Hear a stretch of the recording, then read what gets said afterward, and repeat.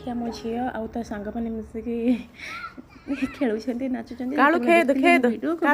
ସେ ଲାଜ ହେଇକି ପଳେଇଲା ଆଉ କ୍ୟାମେରା ସାମ୍ନାକୁ ଆସିଲାନି, ଖେଳ ନାଚିଲାନି।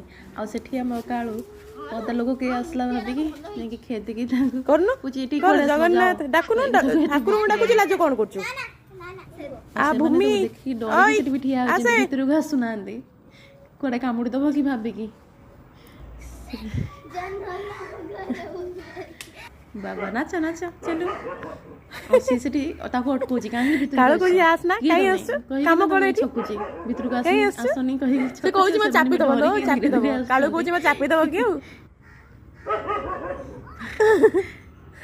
ତଥାପି ସେମାନେ ଆସୁଛନ୍ତି ଡରି ଡରିକି। ଆଉ ଇଏ ବି ତାକୁ ବାଟ ଛକି ତାଙ୍କୁ ଭୁକିକି ଆସୁଛି। ଫାଇନାଲି ମୋ ଝିଅ ଗଲା, ତାକୁ ଧରିବ, ସେମାନେ ଆସିବେ। ଏଇ ତାକୁ ଧରିଲା, ସେ ସେଠୁ ଆସିଲେ। ଏତେ ଡର, କିଛି କରିବନି, ଆସ, କିଛି କରିବନି। ଭୂମିର ନୂଆ ସାଇକେଲ ଆସିଛି, ସେଥିପାଇଁ ସେ ଧରିକି ସାଇକେଲ ନୂଆ ଆଣିଛି କି? ସାଇକେଲ ନୂଆ ଆସିଛି କି? ମୋ ଦବୁ ନା ସାଇକେଲଟା? ତୋର ଭିଡ଼ିଓ କରୁଛି, ତୁ ରାତି ଆଜି ଭାଇରାଲ ହେଇଯିବୁ ଭୂମି। ହେ ବାବା, ଏଇଟା କଣ ଥିଲୁ?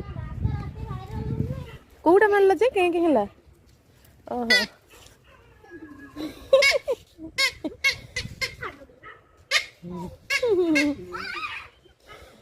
ଭୂମିର ନୂଆ ସାଇକେଲ ଆସିଛି। ଭୂମି ପାଟି କେବେ ଦବୁ? ତୋର ନୂଆ ସାଇକେଲ ଆସିଛି।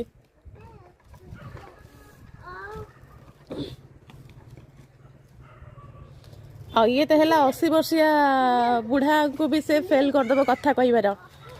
ଏମିତି କଥା କହିବ, ସେଠି 80-85 ବର୍ଷ ବୁଢା ବି ଫେଲ ମାରିବେ। ଲୁଚିଗଲୁ କାହିଁକି? ଲୁଚିଗଲୁ କାହିଁକି?